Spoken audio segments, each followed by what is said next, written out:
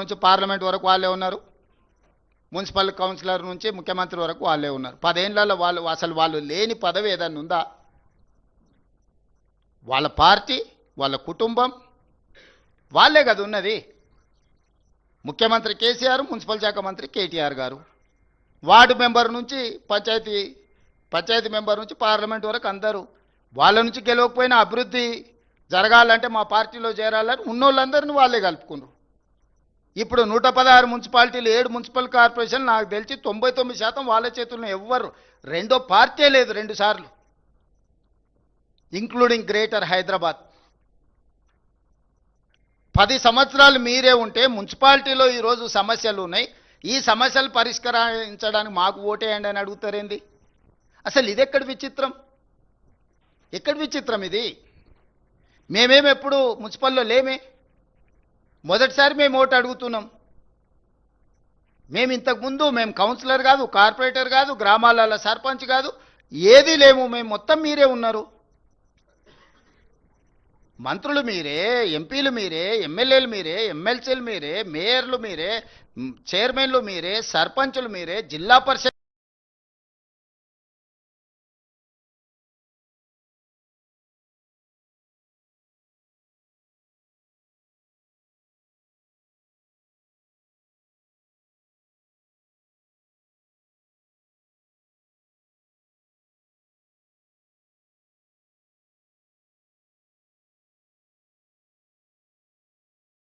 మీరే.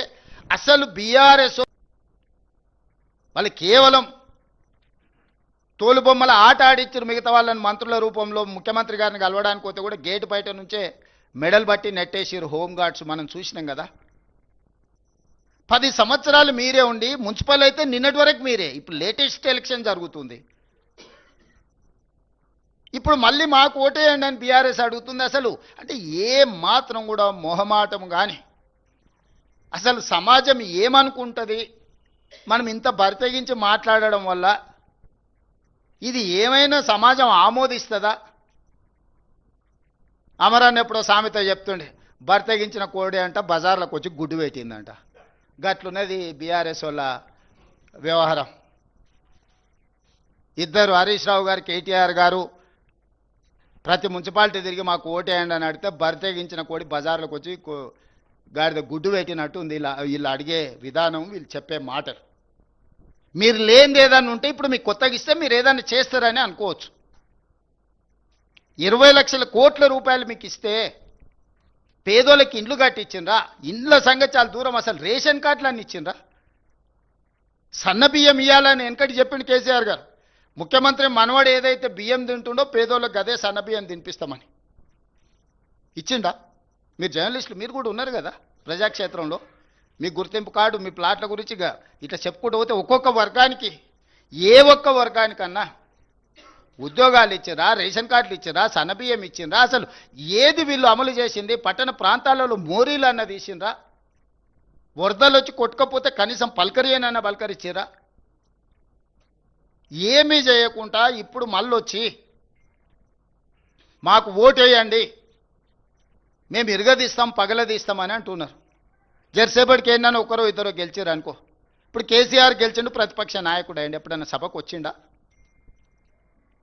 నాయకుడే ఎట్లుంటే కిందోళ్ళు ఎట్లుంటారు? రేపు వీళ్ళు వస్తారా మున్సిపాలిటీకి? ఆవు చేన్ల మేస్తే దూడేమన్నా గట్టు మీద మేస్తే అది కూడా గంటకే పోయి మేస్తుంది. 25 నెలలో 26 నెలలు అయింది, జీతభత్యాలు తీసుకుంటుండు, ప్రతిపక్ష హోదా తీసుకున్నాడు, క్యాబినెట్ ర్యాంక్ పవర్ ఎంజాయ్ చేస్తున్నాడు, ప్రభుత్వం నుంచి అన్ని వసతులు పొందుతున్నాడు. ఒక్కసారి కూడా సభకు రాలే. ఒక్క సమస్య మీద చంద్రశేఖరరావు గారు ప్రతిపక్ష నాయకుడిగా పని చెయ్యలేదు. ఇది మీ కళ్ళ ఎదుటనే జరుగుతున్న విషయం కదా. మిగతా వాళ్ళు వచ్చినా కూడా సభను ఎట్లా నడవకుండా అడ్డుకోవాలనే ప్రయత్నం చేస్తున్నారు తప్ప సభలో ఏమన్నా విషయాలు ప్రస్తావించారా? ఇన్నిసార్లు శాసనసభ జరిగితే రేపు మున్సిపాలిటీలో అప్పితప్పి ఆడొగరు ఈడొగరు ఎవరైనా కౌన్సిలర్లు, కార్పొరేటర్లు గెలిస్తే వీళ్ళు ఆ మున్సిపాలిటీలలో జరిగే అభివృద్ధికి వీళ్ళు సహకరిస్తారా? బీఆర్ఎస్కి అసలు అర్హత ఉన్నదా ఓటు అడగడానికి?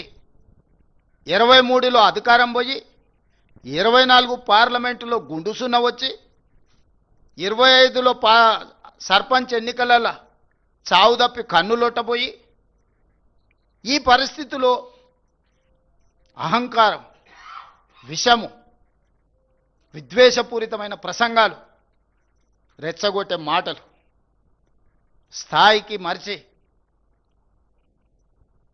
చూస్తుంటే మా ఈగల్ టీంకు చెప్పాల్సి వచ్చేటట్టుంది. నార్కోటిక్ ఎనాలిసిస్ ఏదన్నా గంజాయి కానీ, కొకేన్ కానీ, హెరాయిన్ కానీ ఏమైనా కొట్టి మాట్లాడుతున్నారా వీళ్ళ మాటలు చూస్తుంటే అని. ఎందుకంటే హోష్లో లేకుండా ఉన్నోడు అట్లాంటి మాటలు మాట్లాడతాడు. హోష్లో ఉన్నోడు, ఈ సమాజం పట్ల బాధ్యత ఉన్నోడు, పెద్ద పెద్ద చదువులు చదువుకున్నా అనుకునేటోడు మాట్లాడే మాటలేనా? ఇలాంటి వాళ్ళకి ఈరోజు ఓటేయమని అడిగితే వాళ్ళు అడుగుతారు. ఎందుకంటే వాళ్ళకి దోపిడీ అలవాటు పడ్డది.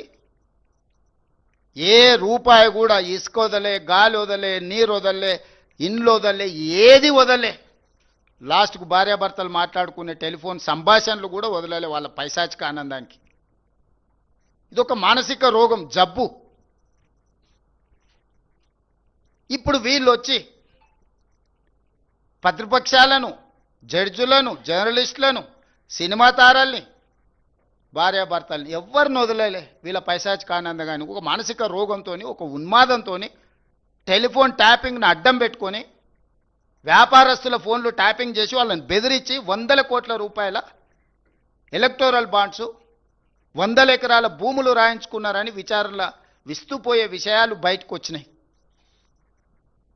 అసలు ఈ చేసిన తప్పిదాలకు పోలీస్ అధికారులు నేరగాళ్ళని పట్టుకొచ్చినప్పుడు సిగ్గయ్య ఆ నేరగాళ్ళు ముఖానికి నల్ల ముసుగేసుకొని వస్తారు, కండ్లకు మాత్రం ఇట్లా బొక్కలు పెట్టి. అది పోలీసులు వాళ్ళే వేసుకుంటారు ముఖాన్ని సమాజానికి చూపించ